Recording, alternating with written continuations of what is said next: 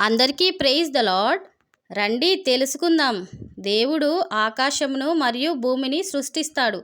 Bible మొదటి భాగం ప్రపంచాన్ని శక్తివంతమైన దేవుడు ఎలా సృష్టించాడని చెబుతుంది.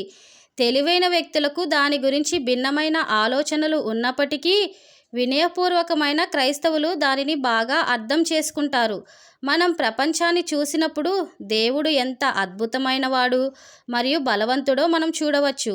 ఇది ఎల్లప్పుడూ ఆకాశమును గురించి ఆలోచించాలని మరియు క్రైస్తవులుగా సరైనది చేయాలని మనకు గుర్తు చేస్తుంది. దేవుని కుమారుడు ప్రపంచాన్ని సృష్టించడంలో సహాయం చేశాడు మరియు మనం ప్రార్థించే వ్యక్తి ఆయనే. ప్రజలు మంచిగా మారడానికి సహాయపడే ప్రత్యేక ఆత్మ గురించి కూడా బైబిల్ మాట్లాడుతుంది. మొదట ప్రపంచం ఖాళీగా మరియు గందరగోళంగా ఉంది, కానీ దేవుడు దానిని అందంగా మార్చాడు. దేవుడు వెలుగు ఉండనివ్వుడి అని చెప్పాడు, ఆపై వెలుగు వచ్చింది. దేవుని మాటలు ఎంత శక్తివంతంగా ఉన్నాయో ఆశ్చర్యంగా ఉంది.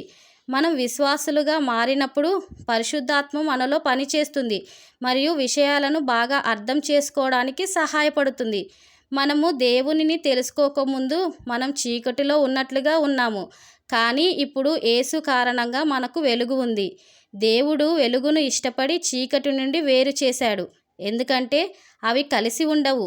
ఆకాశం కాంతిలో నిండి ఉంది మరియు చీకటి లేదు. నరకం పూర్తిగా చీకటిగా ఉంది.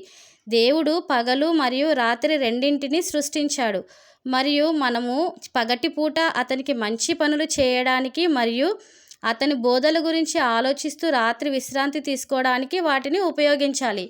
వీడియో కనుక నచ్చినట్టయితే please like, share and subscribe. Thank you.